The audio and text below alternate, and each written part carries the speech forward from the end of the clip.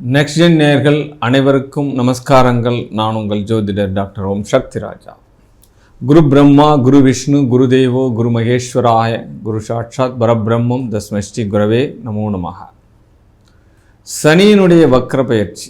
நவ கிரகங்களில் இருக்கக்கூடிய கிரகங்கள்லே மிக உன்னதமான கிரகம் சொல்கிறதா, அதிக பாவத்தன்மை கொண்ட கிரகம் சொல்கிறதா, அல்லது என்ன செய்கிறோமோ அதற்குண்டான தண்டனையை கொடுக்கக்கூடிய கிரகங்கள் நீதிமான் சொல்கிறதா, இந்த மூன்று விஷயத்துக்குமே பொருந்திய ஒரு கிரகமான சனி பகவானை பற்றி தான் நம்ம இப்போ பார்க்க போகிறோம். சனியினுடைய வக்ரகதியாக என்ன மீன ராசியில் சனி பகவான் சஞ்சாரம் பண்ணுறாரு.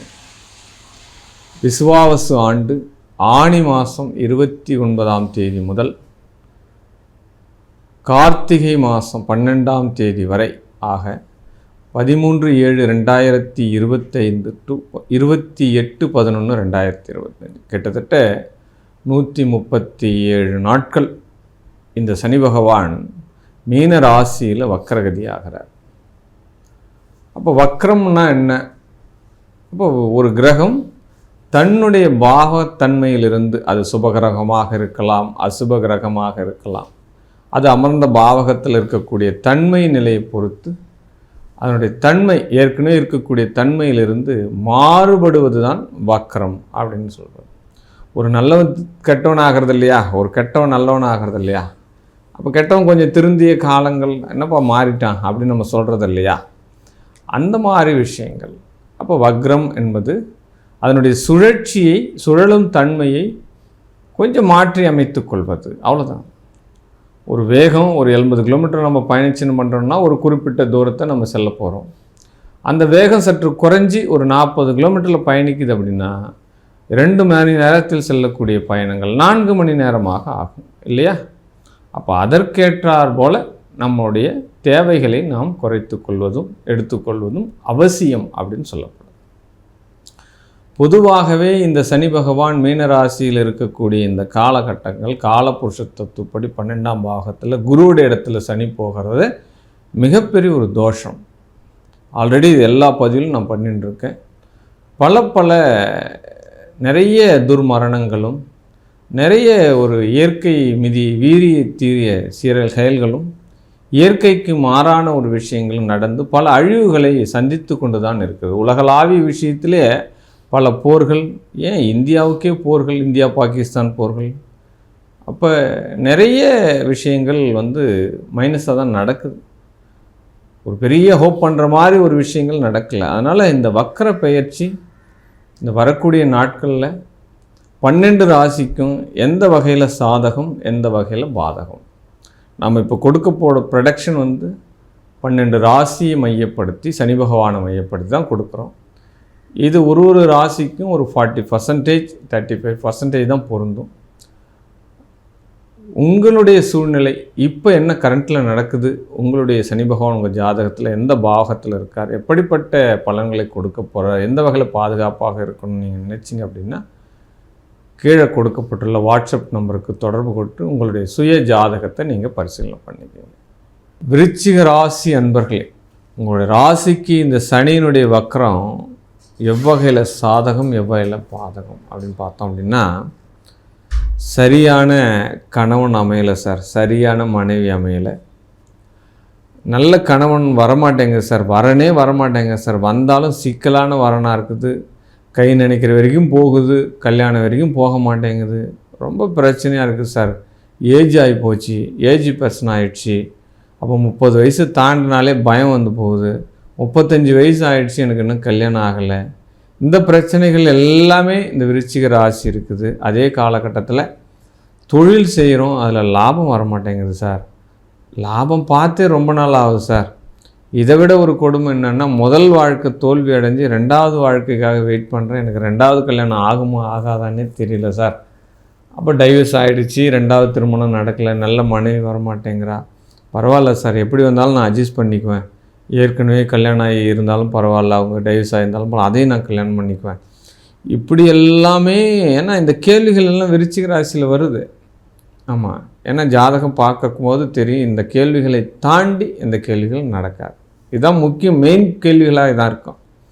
அப்படின்றவங்களுக்கு கூட இந்த சனியினுடைய வக்ரம் என்னென்ன பண்ண போகுது அப்படின்னு பார்த்தோம் அப்படின்னா, முதல்ல கலத்தரம் நல்ல கலத்தரமாக அமையும். கல்யாணம் எல்லாருக்கும் சக்ஸஸ் சொல்லிடுவாள். ஆமாம், உங்கள் குடும்பத்தில் உங்களுடைய பிள்ளைகளுக்கு மன வாழ்க்கை அமைந்துவிடும். நல்ல கணவன் வருவார், நல்ல மனைவி வருவாங்க. கல்யாணத்தில் எந்த குறைபாடும் இல்லாமல் நடக்கும். உங்களுடைய காதல் வெற்றி பெறும். ஆமாம், நீண்ட நாட்களாக நல்ல கணவன் நல்ல மனைவி அமையாத இருந்தவர்களுக்கு கூட இப்பொழுது நல்ல கலத்திரம் அமைஞ்சும் திருமண தடைகள் நீங்கும். திருமண தடையை நீக்கிறார். இந்த சனியினுடைய வக்கரம் என்ன பண்ணுறார் அப்படின்னா, திருமண தடையை நீக்கி கொடுக்குறார் முதல்ல. ஆமாம், உங்களுக்கு விருச்சிக ராசி என்பவர்களுக்கு. ரெண்டாவது விஷயம், இரண்டாவது திருமணத்தையும் நடத்தி கொடுக்குறார். இரண்டாவது திருமண யோகத்தையும் கொடுக்குறார். தொழில்களில் அநேக வெற்றிகளை கொடுக்குறார். தொழிலில் நல்ல சக்ஸஸ் கொடுக்குறார். டபுள் இன்க்ரிமெண்ட் கொடுக்குறார். லாபங்களை கொடுக்குறார். ஆமாம், வெளிநாடு யோகங்களை கொடுக்குறார். அந்நிய முதலீடுகளை பண்ணலாம். அந்நிய பொருட்களை வாங்கி விற்கலாம். வெளிநாடு பயணங்கள் செய்யலாம். தூரதேச பயணங்கள் போகலாம். அப்போ அண்ணன் உறவுகள் அத்தனையுமே வெற்றிகளை கொடுக்குறாங்க உங்களுக்கு. சகோதர உறவுகளை தாண்டி மூத்தோர் உறவு, அதாவது அண்ணனுடைய உறவுகள். ஆமாம், ஒரு தங்கச்சி இருக்கா அப்படின்னா, எங்கள் அண்ணன் இருக்காருன்னா, இப்போ உங்கள் அண்ணன் நிறைய விஷயங்கள் உங்களுக்கு நல்லது பண்ணுவார். ஆமாம், ஒரு தம்பி இருக்கான், ஒரு அண்ணன் இருக்காங்கன்னா, அந்த அண்ணன் உங்களுக்கு எல்லா வகையிலும் சாத்தியக்கூறு பண்ணுவார். ஆமாம், அப்படின்னும்போது உங்களுக்கு எல்லா விஷயங்களும் நடக்கும். விருச்சிக ராசி என்பவர்களுக்கு இப்போது கூட்டு தொழில் சக்ஸஸ். பார்ட்னர் நல்லது பண்ணுவான். நல்ல நண்பன் வருவான். நீண்ட நாள் நண்பன் உதவி செய்வான். எல்லா வகையிலையும் உங்களுக்கு பலம் உண்டாகும் அப்படின்ற விஷயத்த சொல்லலாம். தைரியமாக செய்யலாம் சார்.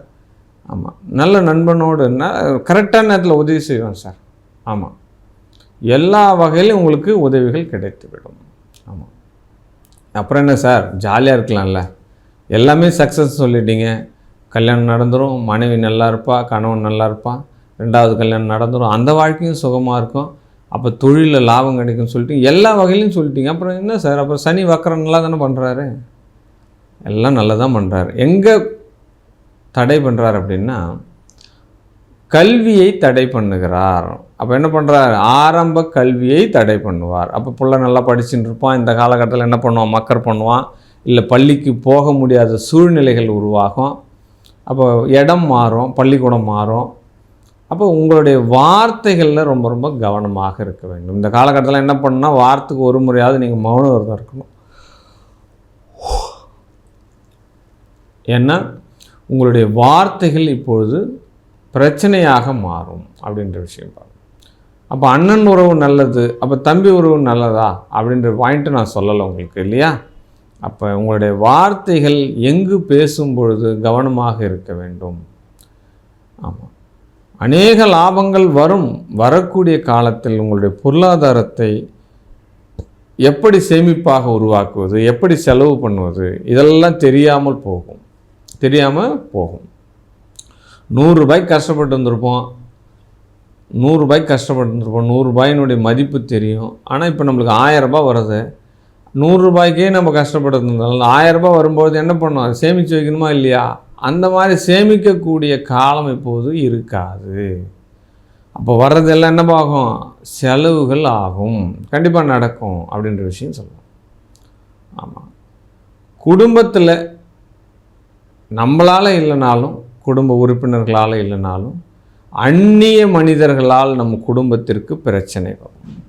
மனைவி பிரச்சனை இல்லை, மகன் பிரச்சனை இல்லை, மகள் பிரச்சனை இல்லை, மூத்தவன் பிரச்சனை இல்லை. அப்போ யார் பிரச்சனை, யாரோ ஒருத்தவன் தெரியல சார், நம்மளுக்கு அவனுக்கு சம்பந்தமே இல்லை சார், அவனால் எங்களுக்கு பிரச்சனை சார். நம்ம வண்டி ஓட்டினே போயிருந்தோம் சார், திடீர்னு ஒருத்தன் இடிச்சிட்டான், அங்கே போய் போலீஸ் ஸ்டேஷன் போனோம், அவனால் ஒரு கோர்ட்டு கேஸ் பிரச்சனை. அதாவது முகம் தெரியாதவங்கள், நம்மளுக்கு யாருன்னே தெரியாதவங்களால் ஒரு பிரச்சனைகள் வரும் அப்படின்ற விஷயத்தை முதல்ல புரிஞ்சுக்கோங்க. அப்போ தேவையில்லாத விஷயத்தில் முதல்ல தலையிடுவதை குறைச்சிக்கோங்க. ஆமாம், நாம் உண்டு நம்ம வேலை உண்டுன்னு பார்த்துட்டு போவோமே, எதுக்கு நம்மளுக்கு ஊர் விவகாரம், உலக விவகாரம் இப்படிலாம் இருக்கலாமா சார்? தப்பு இல்லையா? அப்போ இந்த சமுதாயத்தில் நம்மளும் ஒரு அங்கம் தானே, சமுதாயம் சார்ந்த விஷயங்கள் நல்லது தானே, நல்லது தான், இல்லைன்னு சொல்லலை. ஆமாம், பல அவமானங்களை தடந்தவன் தான் தலைவனாகிறான். அதுதான் பொன்மொழி. பல கோர்ட்டு கேஸு வம்பு வழக்கு பிரச்சனையை பார்த்தோன்னா பெரிய மனுஷனாகிறான் பின்னாடி காலகட்டத்தில்.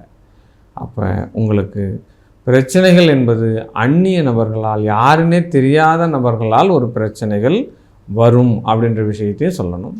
லாபங்கள் வரும். அந்த லாபங்கள் வரக்கூடியதை நீங்கள் கவனமாக செயல்படுத்த வேண்டும். இல்லைன்னா பெரிய பொருளாதார பிரச்சனையில் போய் மாட்டிக்கும். வந்ததெல்லாம் போயிடும். வந்ததெல்லாம் வழி தெரியாமல் சென்றுவிடும் அப்படின்ற விஷயம் சொல்லப்படுது. வார்த்தைகளில் மிக மிக கவனமாக இருங்கள். பேசும் வார்த்தைகளில் அன்பாக பேசுங்க, அனுசரணையாக பேசுங்க. கொஞ்சம் பிசகனாலும் உங்களுடைய கௌரவத்தை உங்களுடைய பேச்சுக்கள் கெடுத்துவிடும். கொடுத்த வாக்குகளை நிறைவேற்றாத வண்ணம் சூழ்நிலைகள் உருவாகும். இதெல்லாம் உருவாகும். அதனால் ஒரு காரியத்தை நீங்கள் செயல்படுத்துகிறீங்க அப்படின்னா அமைதியாக இருந்து ஆக்கப்பூர்வமாக செயலான பிறகு அதை நீங்கள் செயல்படுத்துங்க அப்படின்னு தெரிஞ்சுக்கோங்க. அப்போ விருச்சிக ராசி என்பர்கள் இந்த சனியினுடைய வக்கர பயிற்சியிலிருந்து தன்னை பாதுகாத்து கொள்ள எப்பொழுதுமே இவர்களுக்கு விருச்சிக ராசிக்கு முருகனுடைய அருள் இருந்தால் அனைத்தையும் வெற்றி பெறலாம். வாழ்க வாழ்க வாழ்க.